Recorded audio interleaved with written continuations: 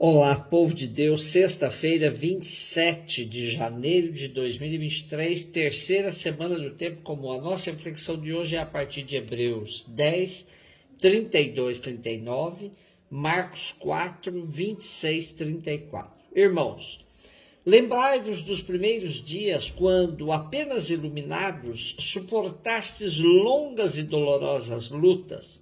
Às vezes éreis apresentados como espetáculo debaixo de injúrias e tribulações, outras vezes vos tornáveis solidários dos que assim eram tratados. Com efeito, participastes dos sofrimentos dos prisioneiros e aceitastes com alegria o confisco dos vossos bens, na certeza de possuir uma riqueza melhor e mais durável. Não abandoneis, pois, a vossa coragem, que merece grande recompensa. De fato, precisais de perseverança para cumprir a vontade de Deus e alcançar o que Ele prometeu. Porque ainda bem pouco tempo, e aquele que deve vir virá e não tardará, o meu justo viverá por causa de sua fidelidade. Mas se esmorecer, não encontrarei mais satisfação nele. Nós não somos desertores para a perdição, somos homens da fé para a salvação da alma. Situação difícil vive a comunidade no final do primeiro século. O autor de Hebreus exorta a todos que se mantenham perseverantes frente à conjuntura adversa. Com palavras claras, evoca o testemunho dos primeiros que sofreram, mas resistiram. É evidente que muitos manifestavam cansaço, desilusão, frente à perseguição por um lado e à rotina também do ser cristão no dia a dia.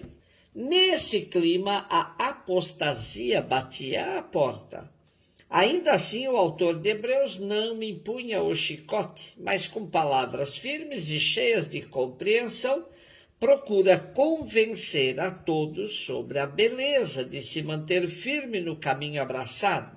Não abandoneis, pois, a vossa coragem, que merece grande recompensa. De fato, precisais de perseverança para cumprir a vontade de Deus e alcançar o que Ele prometeu.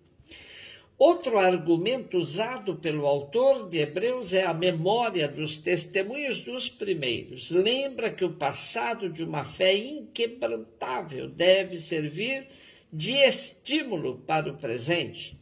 Recordai os primeiros dias nos quais, depois de terdes sido iluminados, suportastes a grande luta dos sofrimentos.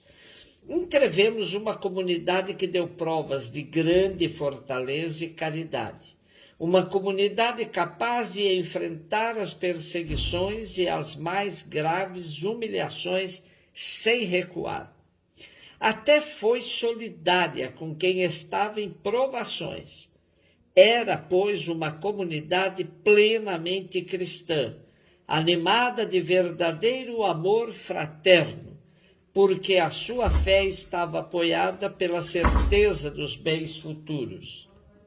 No atual momento de crise, há que reavivar essa fé, alimentando-a na palavra de Deus e do testemunho de irmãos e irmãs. Marcos 4, 26, 34.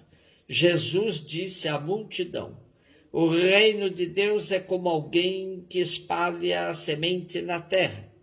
Ele vai dormir e acorda noite e dia e a semente vai germinando e crescendo, mas ele não sabe como isso acontece. A terra por si mesma produz o fruto primeiro, aparecem as folhas, depois vem a espiga, por fim os grãos que enchem a espiga. Quando as espigas estão maduras, o homem mete logo a foice, porque o tempo da colheita chegou. E Jesus continuou: com que mais poderemos comparar o reino de Deus? Que parábola usaremos para representá-lo? O reino de Deus é como um grão de mostarda, que ao ser semeado na terra é a menor de todas as sementes da terra. Quando é semeado, cresce e se torna maior de todas as hortaliças, e estende mãos tão grandes que os pássaros do céu podem abrigar-se à sua sombra. Jesus anunciava a palavra usando muitas parábolas como estas, conforme eles podiam compreender, e só lhes falava por meio de parábolas. Mas, quando estava sozinho com os discípulos, explicava tudo. Jesus apresenta com as duas parábolas sobre o reino dois aspectos da inevitável tensão dialética do reino de Deus na história. Na primeira está evidente que o reino é uma iniciativa de que deve permanecer sempre acima de toda iniciativa para guiar o curso de seu crescimento e maturação. Iniciativa de Deus. Se, por um lado, Deus conta com a participação humana no processo de salvação, por outro, a irrupção do reino tem caráter de inexorabilidade. A participação humana está no lançar a semente na terra, o resto Deus garante. Não aparece na parábola, mas é evidente que a semente necessitará de outros cuidados, limpar a terra, regar constantemente e outros. Mas é destacada a necessária paciência histórica para colher os frutos do reino. Na segunda parábola, a dialética do reino é revelada no fenômeno da vida escondida num grão de mostarda, que dá origem a um grande arbusto. Na primeira parábola se destaca a exortação à paciência. Aqui, na segunda, emerge com força a necessária confiança. Do pequeno surge o inesperado resultado. Daí se deduz que não se há de preocupar-se por ser pouco e pequeno aos olhos da sociedade, pois a palavra de Deus dará frutos incomensuráveis, não por nosso mérito, mas pela graça. E nosso texto conclui, como estas outras passagens, onde o tema das parábolas para o grande público permanece um tanto enigmático, exigindo iniciação para entendê-las. Mas, por outro lado, tudo é bem explicado aos discípulos. É uma grande pista pastoral. Nem tudo que a gente pode aprofundar com pequenos grupos, a gente pode dizê-lo em grandes assembleias, onde o povo não vai entender.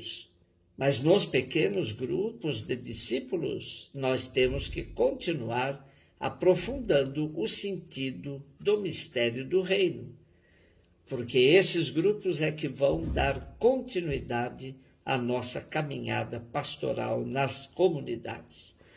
Um beijo no seu coração.